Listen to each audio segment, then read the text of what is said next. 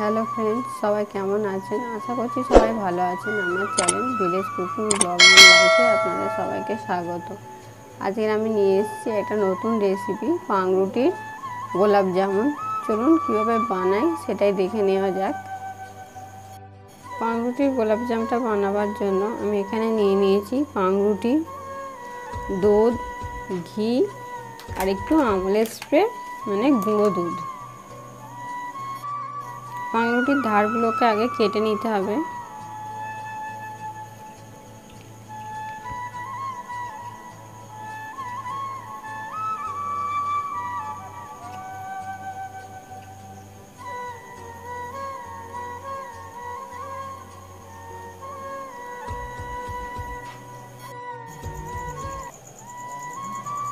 এভাবে সব পাউরুটির ধারগুলোকে আমি কেটে বাদ দিয়ে দেবো।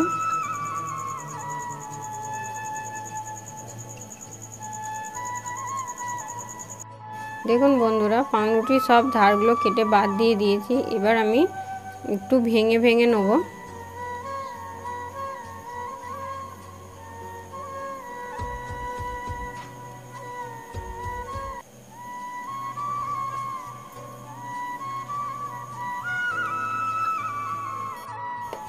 দেখুন বন্ধুরা, সমস্ত পাউরুটিটা আমি একটু গুঁড়ো করে নিয়েছি এইভাবে।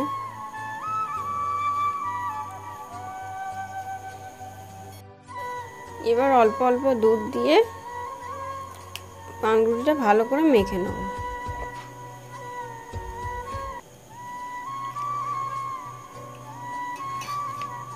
আমাদের গোলাপজাম তৈরি করতে গেলে ছানা লাগে, আর সেটা অনেকটা খরচও পড়ে যায়। এটা অল্প খরচে আমরা আজকে গোলাপ জামুন তৈরি করে দেখাবো।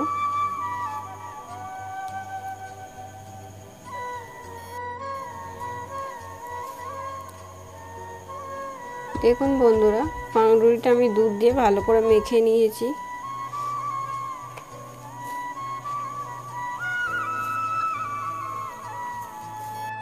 এবারে দিয়ে দিচ্ছি গুঁড়ো দুধ।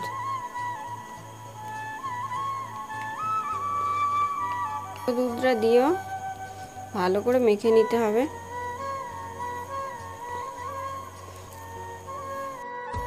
গুঁড়ো দুধটা দিয়ে মাখা হয়ে গিয়েছে। এবার আমি দিয়ে দেব ঘি।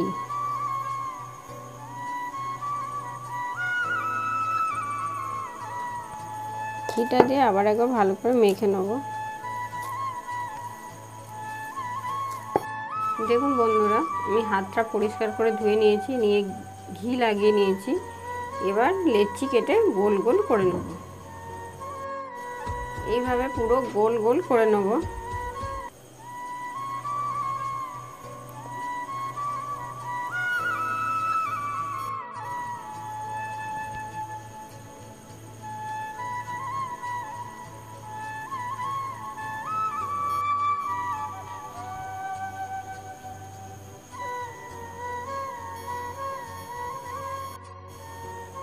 এইভাবে বাকি ডোটা থেকে কেটে নিয়ে গোলাপ জামুনের শেপ দিয়ে নেব।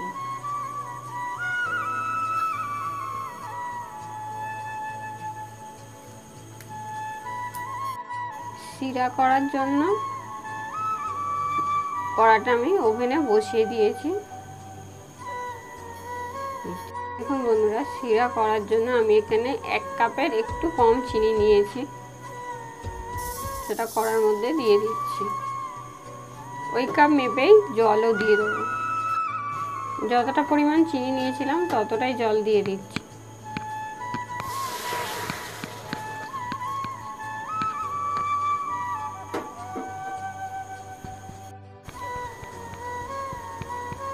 আমি 3টে এলাচ ফাটিয়ে দিয়ে দিচ্ছি।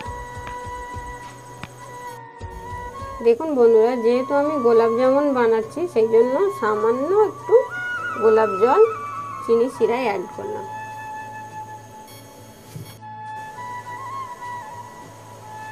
দেখুন বন্ধুরা, রসটা একটু চ্যাটচ্যাটে ভাব এসছে, তার মানে হয়ে গিয়েছে। এবার নামিয়ে নেব। দেখুন বন্ধুরা, এবার আমি মিষ্টিগুলো ভেজে নেব। তার জন্য একটা কড়া বসিয়ে দিয়েছি। কড়ার মধ্যে রিফাইন অয়েল দিয়ে দিচ্ছি।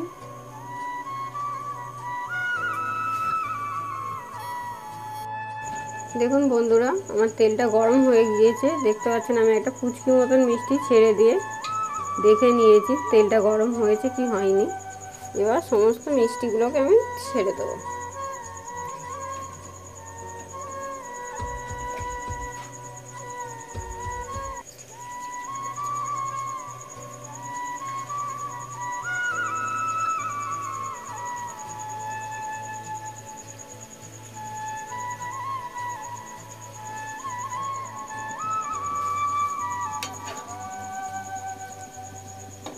এখন বন্ধুরা, হালকা আঁচে ধীরে ধীরে মিষ্টিগুলোকে লাল করে ভেজে নিতে হবে।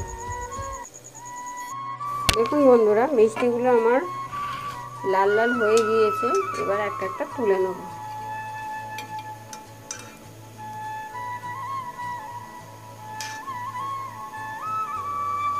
তেলটা একটু ঝরিয়ে নিয়ে রসে দিয়ে দেবো।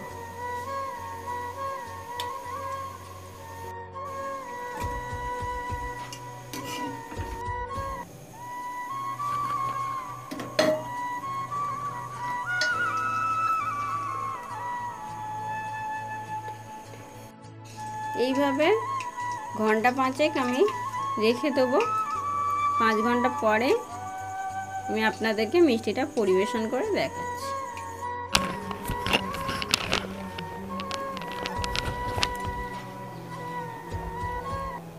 দেখুন বন্ধুরা, আমি মিষ্টিটা আপনাদের সামনে পরিবেশন করে দেখিয়েছি।